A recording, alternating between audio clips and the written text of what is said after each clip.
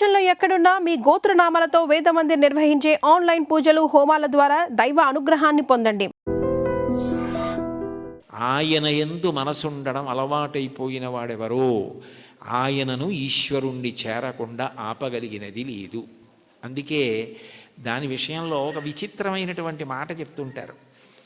ఆఖరికి భగవంతుని యందు ఐక్యమైపోయే స్థితిలో కూడా భక్తి యొక్క దార్ఢ్యం ఎలా ఉంటుందంటేట, ఇంకా భగవత్ సేవ ఎందే ప్రీతి పొంది ఉంటుందిట. అయ్యో చూడండి, దానికి నేను మీకు ఒక ఉదాహరణ చెప్పాలంటే, నాకు కూతురుంది, కొడుకున్నాడు. నా కూతుర్ని నేను ఎంతో ప్రేమగా పెంచి పెద్ద చేశాను, చదివించాను. దానికి పెళ్లి సంబంధం నేనే చూశాను. యోగ్యమైన వరుడు, మంచి కుటుంబం అని దానికి పెళ్లి చెయ్యాలని అబ్బో చాలా కష్టపడ్డాను. నేను కట్టుకున్న ఇల్లు ఒకటి అమ్మేశాను. పెద్దాపురం నాకున్నది ఆ ఇల్లు ఒక్కటే, అది అమ్మేశాను. ఇప్పుడు వేరే ఇల్లు కట్టుకున్నాను అనుకోండి కాకినాడలో. ఆ ఇల్లు అమ్మేశాను. ఆ డబ్బు పెట్టి ఎంతో బాగా పెళ్లి చెయ్యాలని ఎంతో తాపత్రయపడి దానికి నిజంగా అంత బాగా పెళ్లి చేసి కన్యాదానం చేసేసి ఇంటికి వచ్చి బావురుమని ఇచ్చాను పూజామందిరంలో. అయ్యో నా కూతురు వెళ్ళిపోతోంది అత్తారింటికని. నేనే కదా కూతురికి పెళ్లి సంబంధం చూసింది, నేనే కదా అవన్నీ చేసింది, మరి కూతురు వెళ్ళిపోతోందని ఏడుపు ఏమిటి అంటే, ఎంత నేననుకుని ఇచ్చేస్తున్నా కూతురు నా ఇంట్లోంచి వెళ్ళిపోతోందని ఏడిచినట్టు భగవంతుని యొక్క భక్తిట మోక్షాన్ని కూడా ఒక స్థితిలో అమ్మో ఆయన ఎందుకు కలిసిపోవడమేనా, ఆయన్ని సేవించడానికి ఇంక అవకాశం ఉంటుందా అంటుంది. భక్తి యొక్క దార్ఢ్యం అలా ఉంటుంది. దానికి సుప్రభాతంలో ఒక విచిత్రమైన శ్లోకం ఉంటుంది, నేను ఇప్పుడు చదువుతుంటాను. అందులో ఆ శ్లోకంలో ఒక మాట అంటారు. అందులో స్వామివారిని స్వర్గాపవర్గ నిరపేక్ష నిజాంతరంగా కల్పాగమా కలనయా కులతాం లభంతే శ్రీవేంకటాచలపతే తవ సుప్రభాతం అంటారు. స్వర్గాపవర్గ నిరపేక్ష నిజాంతరంగా తద్గోపురాగ్రశిఖరాణి నిరీక్షమాణా. స్వర్గము అపవర్గము, ఉత్తమలోక ప్రాప్తి, మోక్షము ఏమిస్తున్నా కూడాట వెళ్ళిపోతూ వెళ్ళిపోతూ ఆనందలయ విమానం చూసి అవన్నీ మా కొద్ది ఇక్కడ ఉంటామంటారట. అంటే భక్తి యొక్క తాత్పర్యం అలా ఉంటుంది. ఆ మనసు భజించి సేవించడానికి అలవాటు పడిపోయిన వాడు పతనం అయ్యేటట్టుగా చూడగలిగినది లోకంలో ఉంటుందా? వాడికి ఆకాశం అడ్డం కాదు, పాతాళం అడ్డం కాదు. పైకి వెళ్ళేవాడికి పాతాళం అడ్డం ఏమిటి?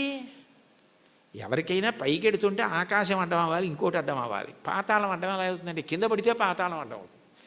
బాగా కింద పడిపోదాం అనుకున్నానండి, నాకు పాతాళ లోకం అడ్డొచ్చింది అనాలి. ఈశ్వరుణ్ణి చేరాలనుకున్నవాడు పైకి ఎడతాడు కానీ కిందకి ఎడతాడా? అంటే ఒకవేళ ఓ తప్పు చేసి కిందకి వెళ్ళిపోయినా ఈశ్వరుడు వాడిని ఏం బాధ పెట్టడు. వాడిని మళ్ళీ పైకెత్తే పూచి ఆయనే తీసుకుని పైకెత్తుతాడు. అందుకని పాతాళం అవడం అవదు, కింద పడ్డా కూడా వాడికి అంత కింద పడ్డా అంత పైకి ఎక్కుతాడు. దానికి ఉందా అంటే ఉంది. ఉదాహరణ బలిచక్రవర్తే ఉన్నాడు.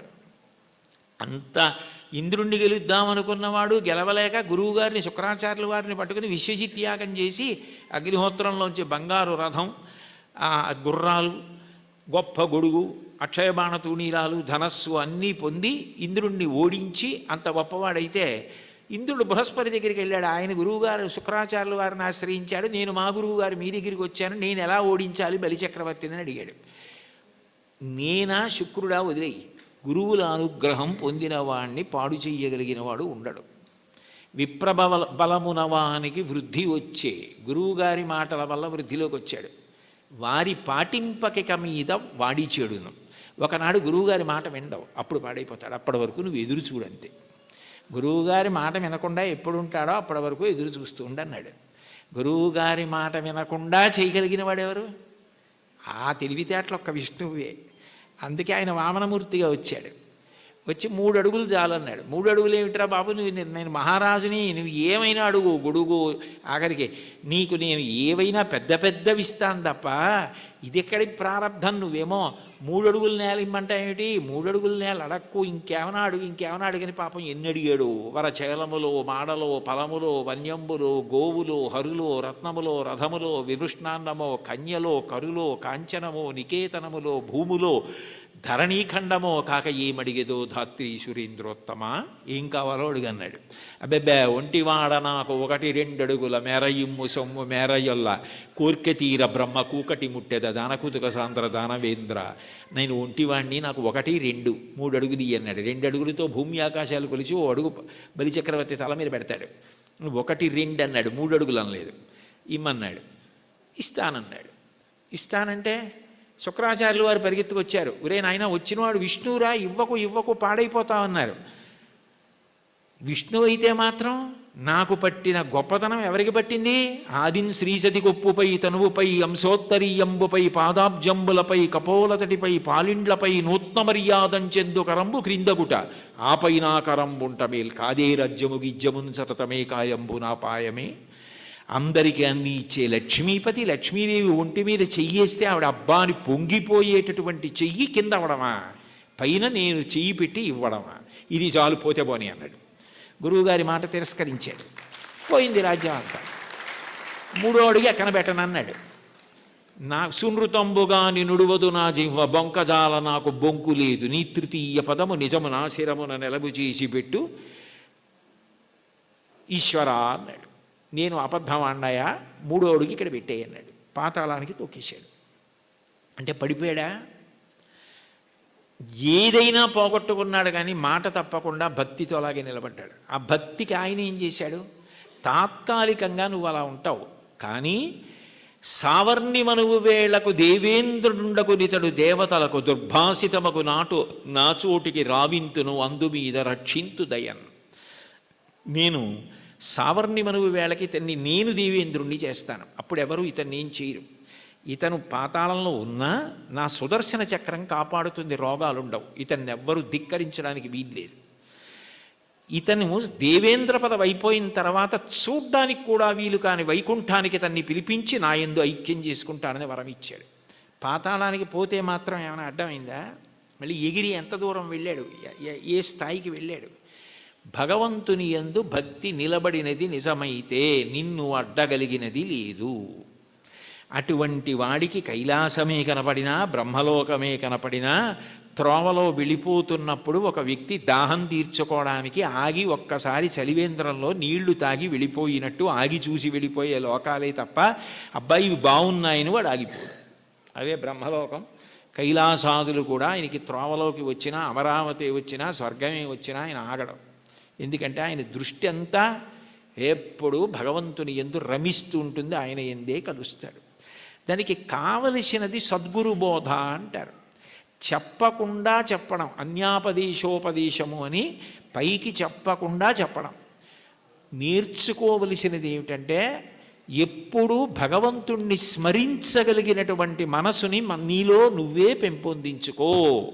ఉద్ధరేణ ఆత్మనాత్మానం ఆత్మానవసాదయేత్ ఆత్మైవరాత్మనా బంధు ఆత్మైవ రిపురాత్మన. నిన్ను నువ్వు ఉద్ధరించుకోవాలి. నీకు ఆకలిస్తే నువ్వు అన్నం తినాలి, నీకు నిద్ర వస్తే నువ్వు నిద్రపోవాలి. నిన్ను నువ్వు ఉద్ధరించుకోవాలి. నీకు నువ్వే మిత్రుడు, నీకు నువ్వే శత్రువు. నీ మనసు లౌకిక విషయముల యందు మాత్రమే అనురక్తమైతే నిన్ను బాగు చేయగలిగిన వాడు ఎవ్వరూ ఉండడు. నీ మనసు భగవంతుని యందు రమించడం అలవాటైతే నిన్ను ఎవ్వరూ ఉద్ధరించక్కర్లేదు. అది నీ అంత నువ్వుగా ఆ భక్తికి ముహూర్తాలు ఉండవు. వచ్చే ఏకాదశి నుంచి భక్తిగా ఉంటానండి అంటే అదేమైనా శంకుస్థాపన, గృహప్రవేశమా? భక్తిగా ఉండడం అన్నది మనసులో భగవంతుని యొక్క చింతన చేత వస్తుంది. ఎంతటి మహోపకారి అన్న భావన అది కలిగితే ఆయన ఆరాధన యందు లౌల్యము కలుగుతుంది. ఎప్పుడెప్పుడు ఆరాధిస్తానా, ఎప్పుడు కాళ్ళు కడుగుతానా, ఎప్పుడు అర్ఘ్యం ఇస్తానా, ఎప్పుడు ఆచమనీయం ఇస్తానా అని మనసు కొట్టుకుపోతుంది. అర్చాలౌల్యా సంతతం చంద్రమౌళే పౌనఃపుణ్యం విష్ణునాంనాంచ పాఠ ఏకం చాసౌ బోధతే దేవతానాం అంటారు మహాస్వామి వారి గురించి. అటువంటి స్థితి కలుగుతుంది. కాబట్టి అటువంటి వాడికి ప్రతిబంధకమేది, ఆపగలిగినది ఇది, అది నేర్చుకో అని చెప్పడం అన్యాపదేశం, ఉపదేశం. అంత గొప్ప కీర్తన. పరమ భాగవతోత్తములై భగవంతుణ్ణి చేసిన స్తుతి పాఠాలలో కూడా ఇటువంటివి పద్యాలు, శ్లోకాలు కనపడుతుంటాయి. ఈ కీర్తనకి సంబంధించినంత వరకు ఎదురుగుండా ఉన్నటువంటి వెంకటేశ్వరుణ్ణి, తిరుమలలో విరాజమానుడైన వెంకటేశ్వర స్వామి వారి ఎదుట నిలబడి, అది కేవలం ప్రతిమ అన్న భావన కాకుండా ఆయన వెంకటేశ్వరుడే, ఆయన సాక్షాత్తు శ్రీమన్నారాయణుడే అన్న భావనతో అన్నమాచార్యుల వారు మాట్లాడుతున్నటువంటి కీర్తన. అంటే యద్భావం తద్భవతి. అసలు ముందు మనం ఆరాధన చేసే మూర్తి అది విగ్రహం కాదు, అది పరమాత్మ అన్న భావన మనకుంటే పరమాత్మగానే ప్రతిస్పందిస్తాడు. వెంకటేశ్వరుణ్ణి దర్శించినటువంటి అన్నమాచార్యుల వారు ఆయన సాక్షాత్ శ్రీ మహావిష్ణువే అన్న ఉద్దేశ్యంతో ఆయనతో మాట్లాడుతున్న కీర్తన. అందుకే నేను నువ్వు నన్ను చూచి నువ్వు అన్న మాటలతో ఆయనతో మాట్లాడుతున్న సంబోధనతో ప్రారంభమైంది. అందులో అంటారు, నన్ను చూచి హరి నువ్వు నవ్వకుండేవా. నన్ను చూసి నువ్వు నవ్వకుండా ఉండలేవు, నాకు అర్థమైంది. అయితే నవ్వడం అనేటటువంటి మాటలో పరిహాసం చేయడం ఒక ఎత్తు. అంటే నువ్వు చేసేది తప్పు, నువ్వు చేసేది సరైన పని కాదు, అయోగ్యమైనది, అనౌచిత్యమైనది అన్నప్పుడు పరిహాసాస్పదంగా ఆయన నవ్వడం వేరు. వెంకటేశ్వరుడి నవ్వు శుచిస్మిత. రామాయణంలో అంటారే, తృణమంతరత కృత్వా ప్రత్యువాచ శుచిస్మిత అంటారు. ఒక కన్నతల్లి పసిబిడ్డడి యొక్క అమాయకత్వానికి ఎంత శుద్ధమైన నవ్వు నవ్వుతుందో, ఎంత పవిత్రమైన నవ్వు నవ్వుతుందో, భగవంతుని యొక్క నవ్వు అంత పవిత్రంగా ఉంటుంది మనం చేసే అమాయకపు పనులు చూసి.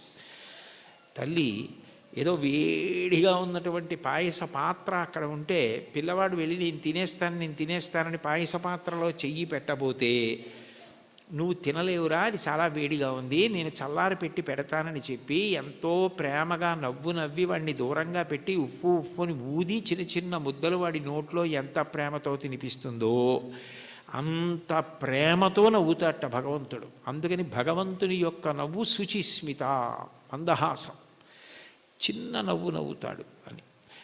అందుకని మూకశంకర్లు మందస్మిత శతకం చేశారు. 100 శ్లోకములు ఆయన నవ్వు మీద చేశారు, అమ్మవారి నవ్వు మీద. అటువంటి భగవంతుడు దేనికి నవ్వుతున్నాడు అన్నమాచార్యుల వారిని చూసి అంటే, ఆయన నేను ఈ మార్గం పట్టుకున్నాను కాబట్టి నేను తరిస్తాను అని అనుకుంటున్న వాళ్ళని చూసి నవ్వుతాట. ఎందుకని అంటే, ఏ మార్గం మీరు పట్టుకున్నా అది ఎక్కడ వరకు తీసుకెళ్ళగలదు అంటే భగవంతుడు ఉన్న చోటుకి తీసుకెళ్ళగలదు, భగవద్ దర్శనం చేయించలేదు. మీకు అదేదో నేను గొప్ప కోసం చెప్పట్లేదు, ఉదాహరణ మీకు బాగా పట్టుకోవడానికి చెప్తున్నాను. మీకు నన్ను చూడాలి అని అనిపించింది అనుకోండి, ఆయన ఎక్కడ ఉంటారండి అని అడుగుతారు. ఏదో పలానా చోట ఉంటారండి అని చెప్పారనుకోండి, మీరు అక్కడికి రాగలరు. కానీ తలుపు తీసి మా అబ్బాయి ఇవాళ ఆయన ఎవరిని చూడాలనుకోవట్లేదండి, ఆయన ఏదో చదువుకుంటున్నారు, నేను ఎవరిని చూడనని చెప్పారు అన్నారనుకోండి, మీరు చూడగలరా నన్ను? సాధ్యం కాదు. కానీ ఎవర్రా అని నేను అడిగాను అనుకోండి, వాడు వచ్చి నాకు ఏదో చెప్పాడు అనుకోండి, సరే ఉండు 5 నిమిషాలు చూసి వస్తాను అని నేను వచ్చాను అనుకోండి, నేను మిమ్మల్ని చూడాలని వస్తే మీరు నన్ను చూడగలరు తప్ప మీరు చూడాలని వస్తే నా చేత మీరు చూడబడలేరు, మీరు నన్ను చూడలేరు. మీరు నన్ను చూడడం మీ చేతిలో లేదు, నా చేతిలో ఉంది. ఇంత చిన్న విషయమే అలా ఉంటే భగవద్ దర్శనం, భగవద్ అనుభవం మనం పట్టుకున్న మార్గం వల్ల ఫలితంగా వస్తుంది. అదేనా కర్మ అయితే ఈ కర్మ చేస్తే ఈ ఫలితం వస్తుంది అని చెప్పచ్చు. అబ్బాయి నువ్వు ఈ పొలాన్ని దున్నవయ్యా, విత్తనాలు వెయ్యి, ఇలా నీరు పెట్టు, మొక్కలు వస్తాయి అని చెప్పచ్చు.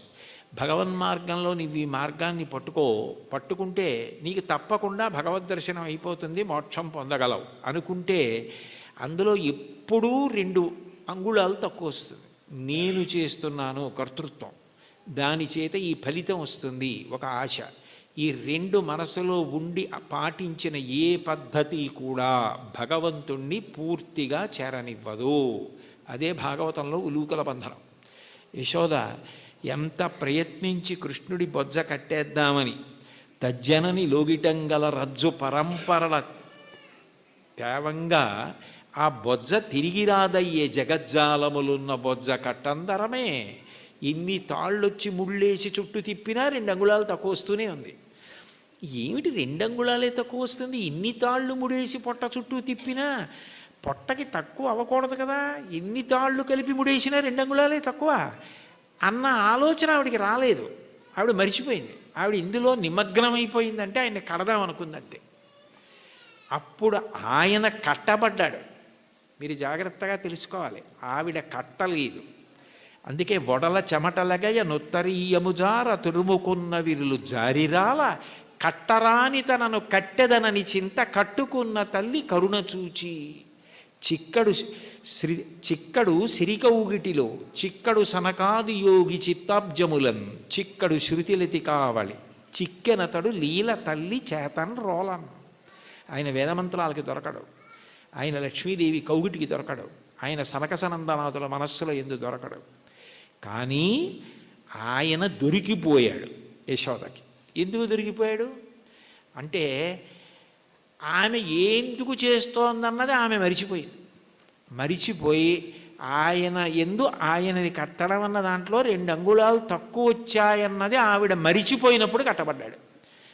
నేను ఇది చేస్తున్నాను, ఈ మార్గం పట్టుకున్నాను, దీనివలన ఇది కలుగుతుందని నువ్వు మరిచిపోయి ఆనందంతో అది చేసినప్పుడు ఆయన నీ చేత బంధింపబడతాడు. అదే మహాభారతంలో సహదేవుడు కట్టడం, అదే భాగవతంలో యశోద కట్టడం.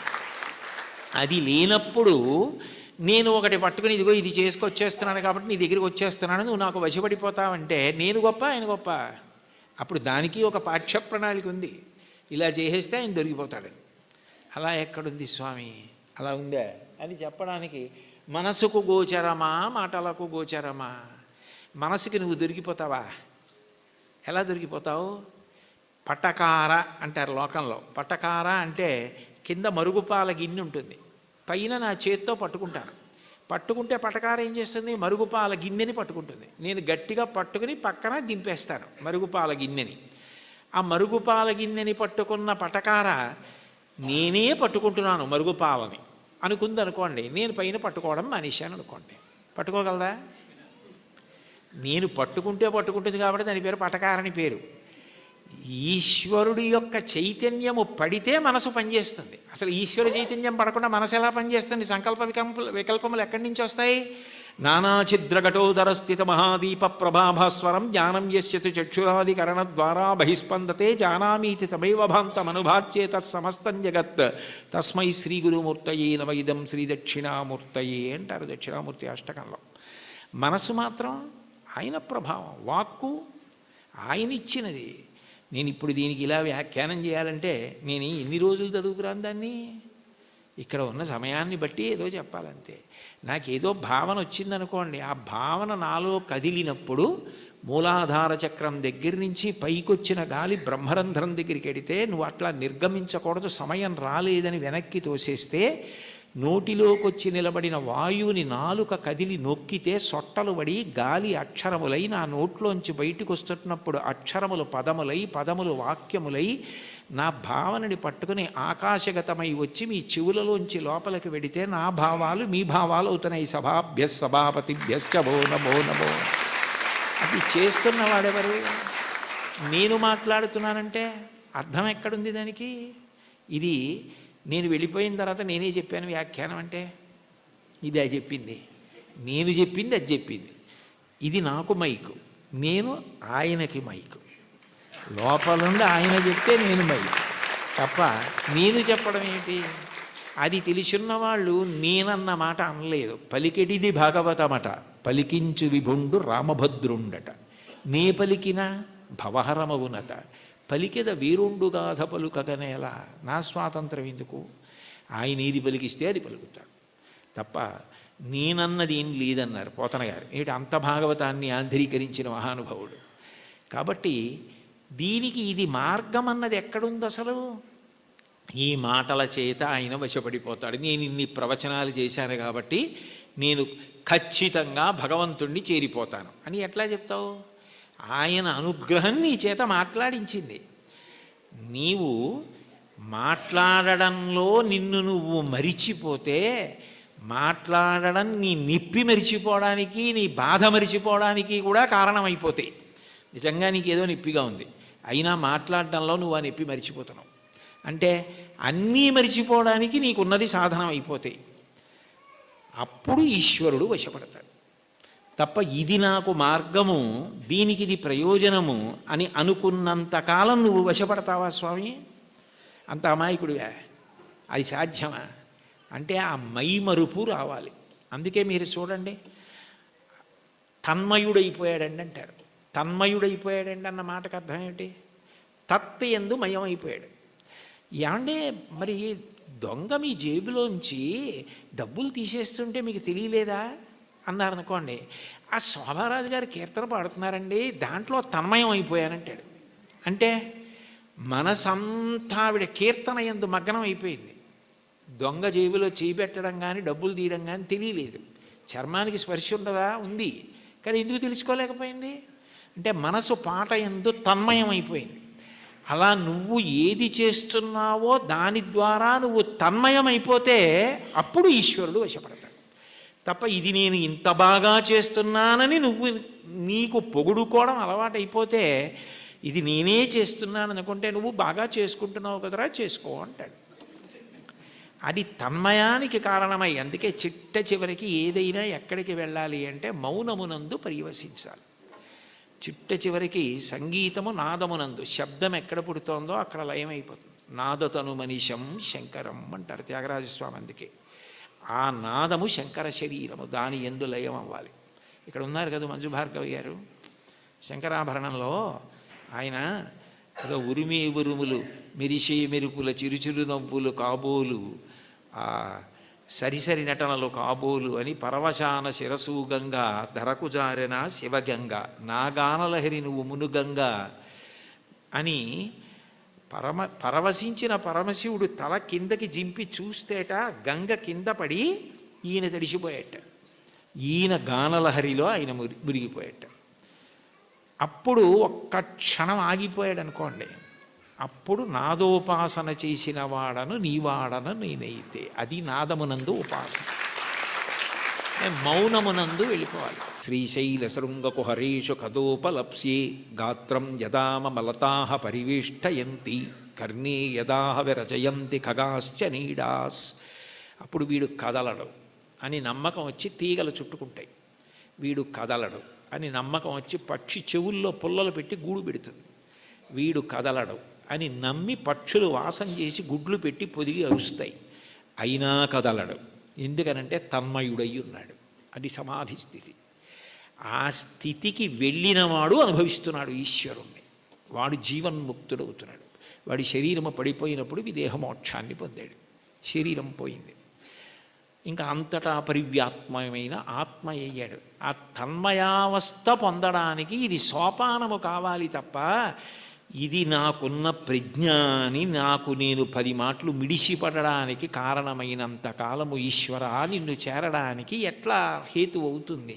నువ్వు నవ్వవా నన్ను చూసి? అయ్య పిచ్చాడా అని అమాయకుడైన బిడ్డను చూసి తల్లి నవ్వినట్టు నవ్వుతాడు. అయితే ఏ తల్లి నవ్విందో ఆ తల్లే పాయసం పడితే, నవ్విన పరమాత్మ ఏం చేస్తాడు? తద్దోషాన్ని దిద్దుతాడు. ఇది నీ ఎందు పోవడానికి నేను దిద్దుతానంటాడు. అందుకని గురు రూపంలో ఆయనే వచ్చి దీన్ని నువ్వు ఇట్లా వాడుకో, ఇది నీకు దీనికి కారణం కావాలి అని ఆ తన్మయావస్థని కల్పిస్తాడు. అది భగవంతుణ్ణి చేరడానికి కారణమవుతుంది. అందుకని చరణాల్లో అంటున్నారు, ఇది ఈశ్వరుడు ఉన్న చోటని నేను ఎట్లా తెలుసుకోగలను? అంతటా ఉన్నాడు ఇందుగలడందులేడని సందేహములతో చక్రి సర్వోపగతుండెందెందు వెదకి చూచిన అందందే కలడు దానవగ్రణి వింటే. ఇక్కడ ఉన్నవాడిని అయితే చూడగలను, అంతటా ఉన్నాడంటే ఎలా చూస్తాను? ఆ జ్ఞానము కలగాలి. ఆ జ్ఞానం ఎవరివ్వాలి? ఆయన ఇవ్వాలి. కాబట్టి ఉన్న చోటెరుగుదునా ఓయి అంటే పలికేవా? అతిశయం మనసులో ఉండిపోతే ఓయి అని పిలిస్తే నువ్వు పలుకుతావా? సాధ్యమా? నేనేమైనా ఒక గదిలోంచి ఒక గదిలోకి వెళ్ళిపోయినట్టు నీ దగ్గరికి పరమపదానికి వచ్చి వెళ్ళిపోగలిగినంత సమర్థున్నా? నా వల్ల సాధ్యం అవుతుందా? ఇంత పారవశ్యం ఉండి ఇంత గొప్పగా విష్ణు సంకీర్తన చేయగలిగినటువంటి మహాజ్ఞాని, భక్తి వైరాగ్యము కలిగినటువంటి వారు తన మీద పెట్టుకుని నన్ను చూసి నువ్వు నవ్వవా అని పాడడంలో ఉన్న గొప్పతనం ఏమిటంటే, వీరిని చూసి నువ్వు నవ్వవా అని రాశారనుకోండి అతిశయం అవుతుంది. అందుకని నిజానికి ఆ హేయ గుణములు లేకపోయినా తన యందు ఆరోపించుకోవడం పరమ భక్తికి తార్కాణం. అది భక్తి యొక్క చరమస్థితి. భక్తిలో ఏమవుతుందంటే ఆ అపార వినయం వస్తుంది. నేనెంతటి వాణ్ణి, నా యందు ఏది ఉన్నది ఈశ్వర విభూతి తప్ప, యద్యద్విభూతి మత్సత్వం శ్రీమదుర్జితమేవ వా తత్తదేవావగచ్చస్త్వం మమ తేజోంశ సంభవం. నా యందు ఏ తేజస్సున్నా అది ఈశ్వరుడి అనుగ్రహం. ఆయన తేజస్సు తప్ప నాది కాదు. ఆయన ఉపసంహారం చేస్తే ఎంతసేపు, ఆయన అనుగ్రహించాడు కాబట్టి నడుస్తోంది అన్న వినయం ఎక్కడుంటుందో అక్కడ అనుగ్రహం ఉంటుంది. అందుకే మీరు చూడండి, మహాత్ములైన వారెవ్వరూ ఈ వినయం తప్పరు. అంతటి మహానుభావుడు శంకరాచార్యులు వారు పశుమాం సర్వజ్ఞ ప్రథిత కృపయా పాలయ విభో అన్నారు. నేను పశువుని, నువ్వు పశుపతివి అన్నారు. అవినయమపనయ విష్ణోహో అన్నారు షట్పదీ స్తోత్రంలో. నాకు అవినయాన్ని తీసి వినయాన్ని కటాక్షించు స్వామి అన్నారు. భాగవతోత్తముల యొక్క గొప్ప గుణం ఏమిటంటే ఎప్పుడు వారు ఇది నాది అన్న భావన పొందరు. వారికి అన్నింటికన్నా చదవడానికి భయమైంది ఏమైనా ఉంటే ఏంటంటే సన్మానపత్రం. ఎందుకంటే అది చదువుకుంటే నేను ఇంత వాణ్ణని ఏమైనా అభిప్రాయాలు ఏర్పడిపోతాయేమోనని భయపడి కనపడకుండా దాచేది ఏదైనా ఉంటే సన్మానపత్రమే తప్ప, ఇది నా యందు ఉన్న విభూతి నా గొప్ప అని అనుకుంటే దూరం జరగడం అవలా. అది ఆయన నన్ను లాక్కోవడానికి కట్టుకున్న తాడు. ఆయన తాడు కట్టి నన్ను లాక్కుంటున్నాడు. అంటే రాగస్వరూప పాశాఢ్య, ఈ రాగము తీసి ఆవిడ భక్తిపాశం వేసి తన దగ్గరికి లాక్కుంటోంది. నాకే ఉంది, ఏమీ లేదు, నేనేం పెద్ద చదువుకోలేదు, మహావిద్వాంసుణ్ణి గాను, సమస్త శాస్త్రములు తెలిసున్నవాణ్ణి గాను, అయినా వీడెలా తరించాలి? అందుకని వీడికి ఏదో 4 మాటలు మాట్లాడడం అన్న లక్షణాన్ని ఇస్తే తగుదునమ్మా అని బయలుదేరుతాడు. ఏదో 1 గంటన్నర మాట్లాడతాడు. ఇది అడ్డు పెట్టి నా దగ్గరికి లాక్కుంటానని ఆయనే ఆ పాశం వేసి తన దగ్గరికి లాక్కుంటున్నాడు. ఇదంతా నాదే అంటే నేను మాట్లాడకపోతే ఈ మైక్ ఎంతో, ఆయన మాట్లాడకపోతే నేను అంతే. అది తెలుసుకుంటే చాలు. ఆ వినయాన్ని ప్రతిపాదించి ఈశ్వరుణ్ణి చేరడానికి మార్గములు కావు. ఏ మార్గము పట్టినా ఆ మార్గము ద్వారా నువ్వు కాదు కర్తృత్వంతో చేరేది. ప్రీతి పొంది ఈశ్వరుడు ఆక్కోవాలి, ప్రీతి పొంది ఈశ్వరుడు కలుపుకోవాలని గుర్తుపెట్టుకో, వినయాన్ని నిలబెట్టుకో. అది తాత్పర్యం కీర్తనకి. చాలు. ఏకశబ్ద సమ్యజ్ఞాత సృష్టప్రయుక్త స్వర్గే లోకే కామదుగ్భవతి. ఒక్క మాట అంటే మనని ఉద్దేశించి తనని తాను ఉద్దేశించుకుని అంటున్నట్టుగా ఇంకింతకన్నా ఏం కావాలి? హరినామ సౌఖ్యామృతము. అన్నిటికన్నా తేలిక మార్గం ఏమిటంటే భగవంతుని యొక్క నామాన్ని పలకడం. నామము ఏం చేస్తుంది అంటే నామిని తీసుకొస్తుంది. ఇప్పుడు నేను ఇక్కడ కూర్చుని అకస్మాత్తుగా మాట్లాడుతూ శోభారాజు గారు అన్నాను అనుకోండి, ఆవిడ నా వంక తిరుగుతారు. ఎందుకని? నామము నామిని ప్రతిస్పందించేటట్టు చేస్తుంది. భగవంతుని నామము ఒకటే ఉండాలి కదా. ఇప్పుడు నాకు కోటేశ్వరరావు అని పేరు అంతే, కానీ నాకు సహస్రనామాలు ఉండవు కదా. మరి ఈశ్వరుడికి ఎందుకు అన్ని నామాలు? అంటే నామములు బాలసారి చేసి పెట్టిన పేర్లు కావు, నామములు గౌణములు. నిర్గుణుడైన భగవంతుడు ఒక్కొక్క గుణాన్ని ఆవిష్కరించినప్పుడు ఒక్కొక్క నామము కింద మారుతుంది. ఉదాహరణకి స్థాణుహు అన్నాను అనుకోండి. స్థాణుహు అంటే సాధారణంగా మనం ఏమంటాం, కదలకుండా ఎవరైనా నించున్నారనుకోండి, నువ్వేమైనా స్థాణువా కదలవే అంటావు. భగవంతుడికి స్థాణువు అని పేరు ఎందుకు వచ్చిందంటే ఇంకా ఆయన అంతటా వ్యాప్తి చెంది ఉన్నాడు, ఇక ఆయన కదలడానికి చోటేది. అందుకని స్థాణుహు. ఒక్కొక్క గుణము వలన ఒక్కొక్క నామం వస్తుంది. మీరు ఏదో ఒక్క నామాన్ని ప్రీతితో పట్టుకున్నారనుకోండి, ఆ నామం పలకడం అలవాటు అయిపోయింది అనుకోండి, కష్టం రానివ్వండి, సుఖం రానివ్వండి, ఏమవనివ్వండి, ఆ నామం పలకడం అలవాటైతే కలియుగంలో దానికి ఒక సౌలభ్యం ఉంది. కలియుగంలో అన్నిటికన్నా తేలిక ఏమిటంటే భగవన్నామం పలకడం. భగవన్నామం పలకడానికి ఎవరు బాగా అలవాటు పడిపోతారో వాళ్ళు ఆ నామిని దగ్గరికి తెచ్చుకోగలుగుతారు. ఆయనే వాళ్ళకి సమీపానికి వస్తాడు. వచ్చి వాళ్ళు తరించడానికి కారణం ఆయనే చూపిస్తాడు. అందుకే కలవు నామ సంకీర్తన. కలియుగంలో భగవంతుని నామం పట్టుకోవడం కన్నా తేలిక మార్గము వేరొకటి లేదు.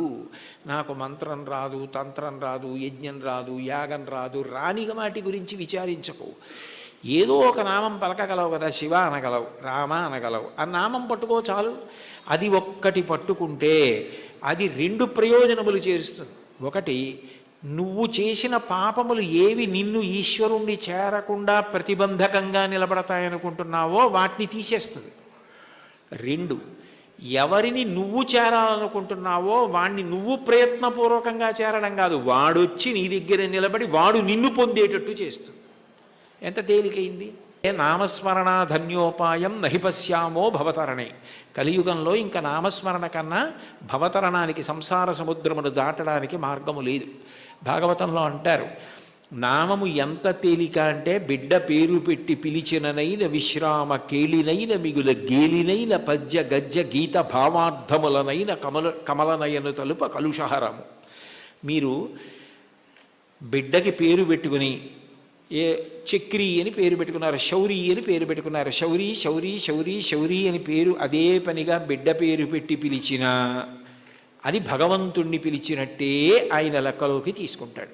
అందుకే కదా అజామీలుడు మోక్షాన్ని పొందాడు. కాబట్టి బిడ్డ పేరు పెట్టి పిలిచిననైన విశ్రామ కేళినైన, ఆడుకుంటూ భగవంతుడి పేర్లు కొన్ని అవతల వాళ్ళు పెట్టుకుని యువతల వాళ్ళు పెట్టుకుని ఆడుకుంటూ పిలుచుకున్నా సరే భగవంతుడు దాన్ని తన నామం ఉచ్చరించడం కానీ స్వీకరిస్తాడు. విశ్రామ కేళినైన, పద్య గద్య గీత భావార్థములనైన, ఓ పద్యం ద్వారానో గీతం ద్వారానో అర్థం ద్వారానో మీరు హరినామం, భగవన్నామం, శివనామం, ఏదో భగవన్నామాన్ని పట్టుకున్నారనుకోండి, ఆ నామము చాలు తరింపజేసేస్తుంది. అది మిమ్మల్ని గట్టెక్కించేస్తుంది. అందుకే అంతకన్నా గొప్పది లేదు, అంతకన్నా మీకున్న ప్రతిబంధకాల్ని తీసేసేది లేదు.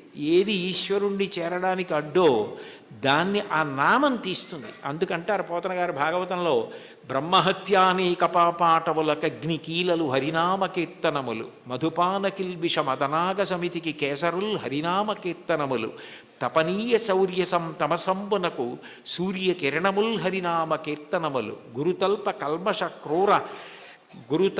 కల్మష క్రూర సర్పములకు గేకులు హరినామ కీర్తనములు, మహిత యోగోగ్ర నిత్య సమాధి విధుల అరలు, బ్రహ్మానుసురులకు అందరాని భూరి నిర్వాణ సామ్రాజ్య భోగ భాగ్య ఖేళనంబులు హరినామ కీర్తనములు. భగవంతుణ్ణి నామాన్ని కీర్తిస్తే బ్రహ్మహత్యాపాతకం, బంగారం దొంగిలించడం, గురువుగారి భార్య పడుకున్న శయ్య మీద పడుకున్న మహాపాతకం, అట్లాగే మధుపానం, మద్యపానం చేసినటువంటి దోషం, ఇన్ని పాపములను హరినామము కాల్చేస్తోంది. కాల్చేసిన కారణము చేత నిత్యశుద్ధుడయ్యాడు. యజ్ఞం చెయ్యాలి, యాగం చేయాలి, పూజ చేయాలి, మంత్రం చేయాలి, జపం చేయాలి, ధ్యానం చేయాలంటే దానికి ఒక ప్రత్యేకమైనటువంటి స్థితి అవసరం. భగవన్నామం పలకడానికి ఏం అక్కర్లేదు. కూలిన చోట, కొట్టబడి కుందిన చోట, మహాజ్వరాదులను ప్రీలిన చోట, సర్పముఖపీడలు పొందిన చోట, ఆర్తులై తూలిన చోట, విష్ణు భవదూరిని పేర్కొని రేని అక్కాలుని యాతనావితతి పోనరు కానరు దుఃఖభావముల్. కూలినప్పుడు, కింద పడ్డప్పుడు, పాము కనపడినప్పుడు, ఏదో తగిలి పడిపోయినప్పుడు, జ్వరం వచ్చినప్పుడు భగవన్నామం పలకడం అలవాటైనటువంటి వాడు భగవంతుణ్ణి పొందుతాడు. కలియుగంలో భగవన్నామం పలకడం కన్నా తేలికైన మార్గము వేరొకటి లేదు. నీకు హరినామ సంకీర్తనం కన్నా, ఆయన నామం పలకడం కన్నా ముక్తి పొందడానికి కానీ, ఇహమునందు సమస్త సౌఖ్యములను పొందడానికి కానీ వేరొక తేలికైన మార్గం ఉండదు. చూడండి, ఏదైనా ఇచ్చి చాలదా, ఇది సరిపోదా నీకు అంటారు. అంటే ఇంకింతకన్నా ఏం కావాలి? చాలదా? హరినామ సౌఖ్యామృతము, హరినామము అన్న సౌఖ్యామృతం అది. ఆ అమృతం, ఆ నామం పలికిన వాడు ఎవరున్నాడో ఇక వాడు సమస్తమును దాటిపోతాడు. అందుకే బ్రతికియున్నన్నాళ్ళు నీ భజన తప్పను కాని మరణకాలమునందు మరతునేమో, ఆ వేళ యమదూతల ఆగ్రహంబున వచ్చి ప్రాణముల్ పెకలించి పట్టునప్పుడు, కప వాత పైత్యముల్ కప్పగా శ్రమచేత కంపముద్భవమంది కష్టపడుచు, నారాయణాయంచుని నా జిహ్వతో నిన్ను పిలుతునో శ్రమచేత పిలువలేను, నాటికిపుడి నీ నామస్మరణ చేతు, చివునిడవయ్య భూషణ వికాస శ్రీధర్మపుర నివాస దుష్ట సంహార నరసింహ దురిత దూర అంటారు. నామం పలికితే భగవంతుడు అంత ప్రీతి పొందుతాడు. కలియుగంలో నామం చెప్పడం ఇల్లు తుడుచుకోవడం లాంటిది. దుమ్ము పడ్డా పడకపోయినా 2 పూట్ల ఇల్లు ఎలా తుడుచుకుంటారో అట్లా రోజు కాసేపు భగవన్నామం చెప్పడం అలవాటైతే వాడు తరించడానికి అది మార్గం అవుతుంది. అందుకే కంచి కామకోటి పీఠాధిపత్యం వహించిన మహాపురుషులు అపర శివావతారులు నడిచే దేవుడిని పేర్గాంచిన 68వ పీఠాధిపతులు శ్రీ శ్రీ శ్రీ చంద్రశేఖరేంద్ర సరస్వతి మహాస్వామి వారు పెద్ద పెద్ద సభలలో వేల జనం మేము డబ్బిస్తాం, పళ్ళిస్తాం, బట్టలు ఇస్తామంటే అవేమీ వద్దు, ఈ పేద సన్యాసి మీ నుంచి కోరుకున్నది మీరు ఇవ్వగలిగినది అడుగుతాడు, అందరూ ఇవ్వగలరు, ఇస్తారా అని అడిగేవారు. ఒక రోజులో 2 నిమిషాల సమయం నాకు ఇచ్చేయండి, ఆ సమయం మీది కాదు కాబట్టి ఆ 2 నిమిషాలు భగవన్నామని చెప్పండి చాలదేవారు. అంటే భగవన్నామం అంత గొప్పది. భగవన్నామం క్రమంగా జ్ఞానం వైపుకి తీసుకెడుతుంది. మీరు రోజు నామాలు చెప్పుకోవడం అలవాటైందనుకోండి, లలితా సహస్రం రోజు చదువుతుంటే కొన్నాళ్ళు పోయాక ఎందుకు అమ్మవారి నామాల్లో రాగస్వరూప పాషాఢ్య క్రోధాకార అంకుశోజ్వల మనోరూపేక్షుకోదండ పంచతన్మాత్రసాయక ఏమిటి ఆ నామాలకు అర్థం అని తెలుసుకోవాలనిపిస్తుంది. ఆ నామాలకు అర్థం తెలిస్తే తత్వం తెలుస్తుంది, తత్వం తెలిస్తే పరవశం కలుగుతుంది, పరవశం కలిగితే మీరు మిగిలినది మర్చిపోతారు. అక్కడ ఈశ్వరుని యొక్క అనుగ్రహం. దానికి నేను ఒక ఉదాహరణ చెప్పాలి అంటే, మీకు లలితా సహస్రం అర్థం బాగా తెలిసిందనుకోండి, మీరు చదువుతున్నారు లలితా సహస్రం, నవచంపక పుష్పాభనాసాదండ విరాజిత అనో, లేకపోతే ఏదో అమ్మవారి యొక్క కబరీబంధంలో తిరుగుకునేటటువంటి పువ్వులు ఉంటాయి కదా, ఆ పూల దండ గురించో ఏదో మీకు ఆ నామం వచ్చింది. వచ్చేటప్పటికి చంపకాశోక పున్నాక సౌగంధికల సత్కచ అని నామం వచ్చింది. మీకు అమ్మవారి నల్లటి కబరీబంధం, దాని మధ్యలో ఉన్న చూడామణి, తలకి అటు ఇటు పెట్టుకున్న సూర్యచంద్రులు, పాపటలో పెట్టుకున్న కుంకం, ఆవిడ ఇలా పెట్టుకున్నటువంటి ఆ చూడామణితో కూరుకున్నటువంటి ఆభరణ విశేషం, అమ్మవారి కబరీబంధంలో పెట్టబడినటువంటి సింహాచల సంపంగి పూల దండ, అశోక పుష్పాల దండ, ఇవన్నీ కనపడి ఆ కబరీబంధం వంక మనసు నిలబడిందనుకోండి, మీకు తెలియకుండా మీరు ఏం చేస్తారంటే తర్వాత నామం చెప్పలేరు. చంపకాశోక పున్నాక సౌగంధికల సత్కచ, చంపకాశోక పున్నాక సౌగంధికల సత్కచ, చంపకాశోక పున్నాక సౌగంధికల సత్కచ అంటుంటారంటే మీ మనసంతా కూడా అమ్మవారి కబరీబంధమునందు లయమైపోయింది. ఆ కొప్పు ముడిని చూస్తారు. అప్పుడు భార్య ఎవరో అటువైపు వచ్చి, ఏమిటి ఈయన ఇవాళ లలితా సహస్రం ఇదే నామం చెప్తున్నారు, మరిచిపోయారా ఏమిటా అని, కురివిందమణిశ్రేణీ కనత్కోటి రమండిత అందనుకోండి, పాడు చేసేసావేనా ధ్యానం అంటే అక్కడ మనసు లయమైంది, ఇంకా మిగిలినవి ఏవి గుర్తు రావట్లేదు. అమ్మవారి కబరీబంధ దర్శనం చేస్తున్నాడు. నామాల యొక్క అర్థం తెలిసిందనుకోండి, అదే భగవత్తత్వం. ఆ భగవత్తత్వం తెలిసిందనుకోండి పరవశం, పరవశమే మీ యొక్క ధ్యాన స్థితికి కారణం. అప్పుడు ఏమవుతుందంటే మీకు ఏది చూస్తున్నా నామవైభవము, ఆ ఈశ్వర తత్వం మీ యందు ప్రకాశిస్తూ మీకు గొప్ప ఆనందాన్ని ఇస్తాయి. చాలదా హరినామ సౌఖ్యామృతము. అది మీకు ఏమి ఇవ్వలేదు కనుక మీకు ఏదైనా ఇస్తుంది. ఇది ఒకటి హరినామమింతైన చాలదా చెదరకి జన్మముల చెరలు విడిపింప. ఇన్ని జన్మాలు ఒకట రెండా, నానానేకపయూధముల్ వనములోనన్ పెద్ద కాలంబు సన్మానింపం దశలక్ష కోటి కరణీనాథుండనయ్యుండి మద్దానంభ పరిపుష్ట చందన లతాంత ఛాయలందుండలేక నీరాశ ఇతేల వచ్చిది భయం బిట్లో కది ఈశ్వర అంటాడు గజేంద్రుడు. 10 లక్షల కోట్ల భార్యలు నాకన్నాడు. అంటే నిజంగా అప్పుడే ఎన్ని జన్మలిత్తానో, ఎంతమంది భార్యలో, ఎంతమంది పిల్లలో, పునరపి జననం పునరపి మరణం పునరపి జననీ జఠరే చైనం ఇహ సంసారే బహుదుస్తారే కృపయాపారే పాహిమురారే. ఆ జన్మ పరంపర నుంచి విడిపించడానికి ఒక్క నామం చాలదా? చాలదా హరినామ సంకీర్తనము. మదినొకటి హరినామమింతైన చాలదా 10,000 నరక కోపముల వెడలింప. 10,000 నరక కోపముల యందు పడవలసిన పాపాలు తీసేయడానికి ఒక్క నామ సంకీర్తనం చాలు. ఎంత పెద్ద దూది పర్వతమైనా కాలిపోవడానికి ఒక్క నిప్పు రవ్వ చాలు, ఒక్క నామం చాలు, ఎంత సంచితమైన దగ్ధమైపోతోంది. కలదొకటి హరినామ కనకాద్రి చాలదారి బంగారు కొండ. తొలగుమని దారిద్ర్య దోషంబు చెరచ లేదన్న బాధ పాపము వలన వస్తే ఆ పాపమును తొలగించడానికి ఆ నామం చాలు. తెలివొకటి హరినామ దీపమది చాలదా, కలుషంపు కఠిన చీకటి పారద్రోల. కఠినమైన అజ్ఞానమనే చీకటిని పారద్రోలడానికి భగవన్నామం అన్న దీపం చాలు. అయితే చివర పెద్ద ముడేశారు. భగవన్నామమునందు అనురక్తి దేనికి కలుగుతుంది అంటే భాగవతులతో కలిసి తిరిగితే వస్తుంది. వాళ్ళు ఎప్పుడూ భగవన్నామం చెప్పుకున్నంత పరవశించిపోతాడే, ఆయనతో ఉంటే ఎప్పుడు ఆ భగవత్కథలు భగవద్వైభవం అలా తలుచుకు మురిసిపోతూ ఉంటాడని మనకి కూడా అబ్బుతుంది. అందుకని కావలసింది ఏమిటంటే సత్సంగం, సత్పురుషుల సహవాసం.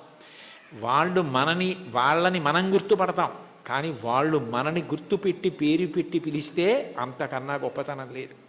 అంటే సత్పురుష సహవాసం అంత గొప్ప సుమా. కాబట్టి సొగసి ఈ విభుని దాసుల కరుణ చాలదా, సత్పురుష సహవాసము చేత నామమునందు తాదాత్మ్యత కలుగుతుంది. ఇది నాకు కావాలి.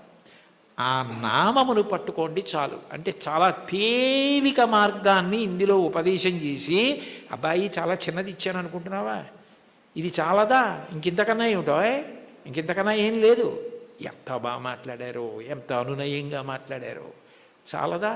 అన్నమాచార్యుల వారి వంటి వాగ్గేయకారులు ఈశ్వర కటాక్షం చేత పొందిన విద్య, వారికి తెలియని సంప్రదాయం, వారికి తెలియని పురాణ సంబంధమైన విషయాలు, వారికి తెలియని ఆరాధన రహస్యాలు ఉండే అవకాశం ఉండదు. అందుకే వారు ఏ ప్రధాన భావనతో ఒక కీర్తనని రచన చేయడం ప్రారంభం చేశారో దానికి సంబంధించిన విషయాన్ని సమగ్రంగా కీర్తనలో ప్రతిపాదించగలుగుతారు.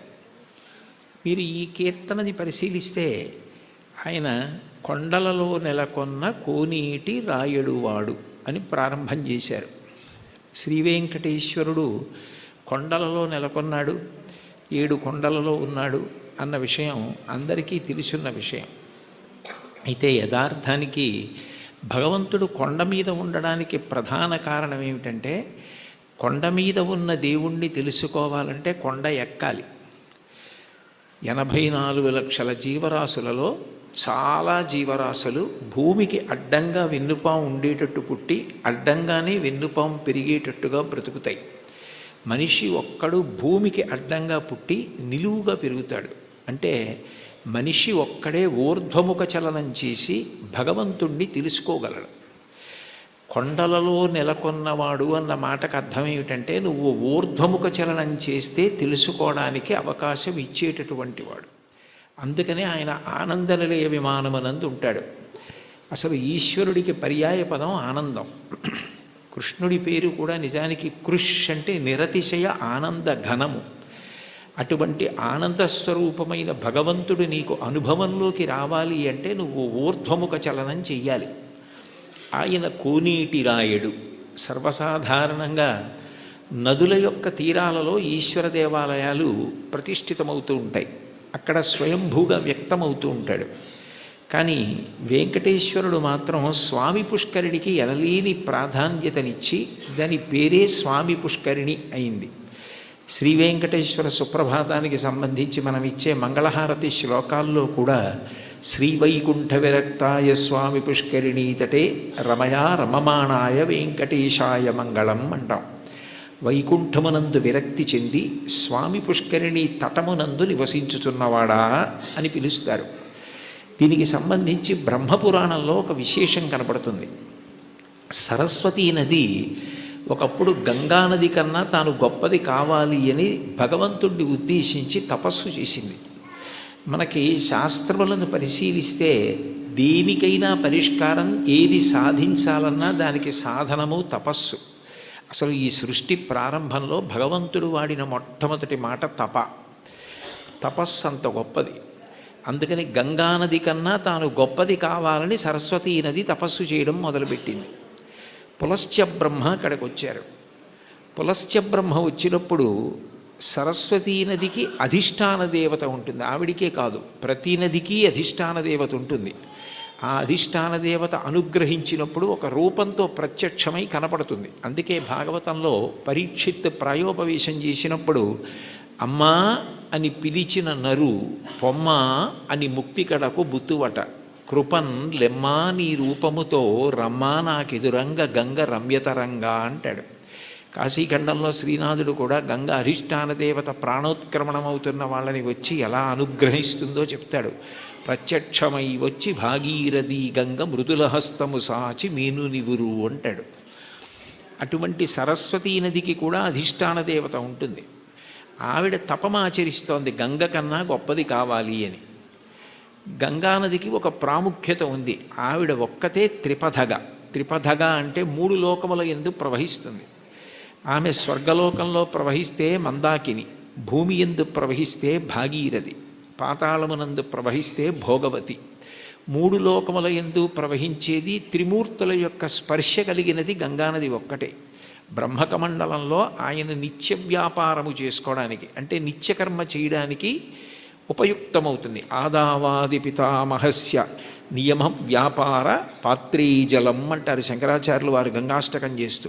ఆ తర్వాత బలిచక్రవర్తి వామనమూర్తికి 3 అడుగుల నేల దానం చేసినప్పుడు ఆ వామనమూర్తి భూమిని కొలిచి ఆకాశాన్నంతటినీ కొలిచేస్తూ పెరిగిపోయాడు.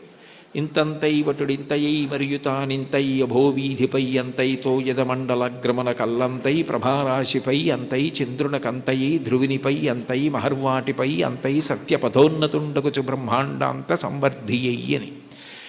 అలా పెరిగిపోతున్నప్పుడు ఆయన పాదం వస్తోంది. చూడండి మీ పాదం మా ఇంట్లో పెట్టండి అంటారు. మీ పాదం మా ఇంట్లో పెట్టండి అంటే వాళ్ళ ఇంట్లో కూర్చుని పాదం జాపి వాళ్ళ ఇంట్లో పెడతాడా? కాదు, మీ పాదం మా ఇంట్లో పెట్టండి అంటే మీరు మా ఇంటికి రండి అని. విష్ణుపాదం వస్తోంది అంటే విష్ణు వస్తున్నారని. విష్ణువెవరు? బ్రహ్మగారికి తండ్రి. అందుకని బ్రహ్మగారు గబగబా సత్యలోకంలోంచి బయటికి వచ్చి మా నాన్నగారి పాదం బయటకు వస్తోంది, కొడుకుగా మా నాన్నగారు వస్తున్నప్పుడు ఆయన కాళ్ళు కడగడం నా కర్తవ్యం అని తన పుట్టిల్లిది పొమ్మటంచునజుడున్ తన్నాభిపంకీరుహంబు నిరీక్షించి నటించి ఉన్నత పదంబున్ గాంచి తత్పాదశీచనముంచేస కమండలూదకములన్ చల్లించి తత్తోయముల్ వినువీధిన్ ప్రవహించే దేవనదిగా విశ్వాత్ము కీర్తి ప్రభన్ అంటారు. బ్రహ్మగారు విష్ణుపాదములు గడిగారు ఆ గంగాజలాలతో. తర్వాత భగీరథుడు తపస్సు చేస్తే గంగ పైనుంచి కింద పడుతున్నప్పుడు మధ్యలో పరమేశ్వరుడు దాన్ని పట్టాడు. భవాంగపతితంతోయం పవిత్రమితి పస్పృశు అంటారు రామాయణం బాలకాండలో. శివుడి యొక్క శరీరానికి అంతటికీ తగిలి గంగ ప్రవహించింది. 3 మూర్తుల యొక్క స్పర్శని పొందింది. జహ్ను మహర్షి తాగి బయటికి వదిలిపెట్టారు. తస్మాత్ జహ్నుసుతా గంగా ప్రోచ్యతే జాహ్నవీతి చ అంటారు వాల్మీకి మహర్షి రామాయణంలో. జహ్నువు తాగి శరీరంలోంచి బయటికి వదిలిపెట్టారు కాబట్టి జాహ్నవి అయింది. ఋషి తీసుకొచ్చారు కాబట్టి ఋషి స్పర్శని పొందింది, అంటే జహ్నువు శరీరంలోంచి వచ్చింది. భగీరథుడు రాజర్షి, రాజు తీసుకొచ్చాడు కాబట్టి ఒక ధర్మం కోసం తీసుకొచ్చాడు కాబట్టి అంత పవిత్రమూర్తి అయి సగరులను ఉద్ధరించింది. అంత గొప్పదైన గంగతో సరస్వతి పోటీ పడి తపస్సు చేసింది.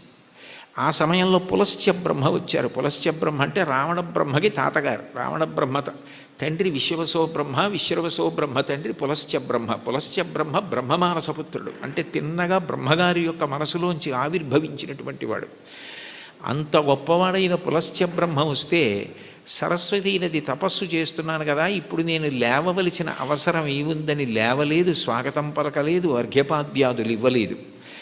ఎంత పూజలో ఉన్నా, ఎంత వ్రతంలో ఉన్నా, ఎంత గొప్ప కార్యం చేస్తున్నా మహాత్ములు వచ్చినప్పుడు లేచి నిలబడి అర్ఘ్యపాద్యాదులు ఇవ్వాలి.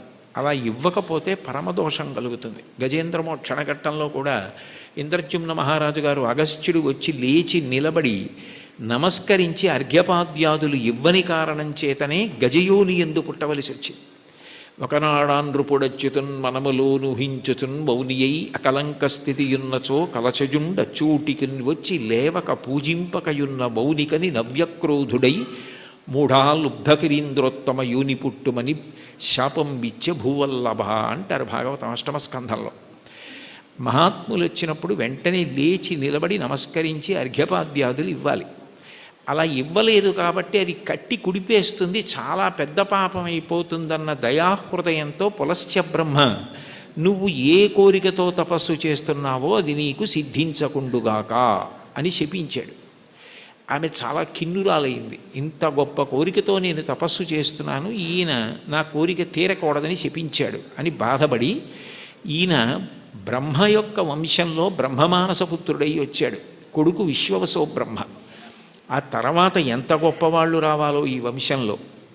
నీ వంశము రాక్షస వంశమైపోతుంది, బ్రహ్మకోవిదులు రారు, ఇక పైన రాక్షసులు పుడతారు నీ వంశంలో అని శపించింది. ఆయన చాలా బాధపడి, నువ్వు నన్ను ఇట్లా శపించావు, ఆమె త్రిపథగ గంగ, ఆమెతో సమానం ఎట్లా కాగలవు? అందుకని నీ దోషము పోయేటట్టు, దాని వలన నీకు ఇబ్బంది రాకుండా ఉండేటట్టు నువ్వు ఎటూ గంగతో సమానం కావడం సాధ్యం కాదు, కాబట్టి నేను దానినే శాపవాక్కుగా వదిలే. కానీ నువ్వు నా పట్ల చాలా క్రౌర్యంతో ప్రవర్తించి నా వంశమే రాక్షస వంశం అవ్వాలని శపించావు, శాపావకాశం ఇమ్మన్నాడు. అంటే సరస్వతీ నది అందరూ రాక్షసులైన ఒకడు మహాధర్మాత్ముడు నీ వంశంలో పుడతాడని అందుకే విభీషణుడు పుట్టాడు.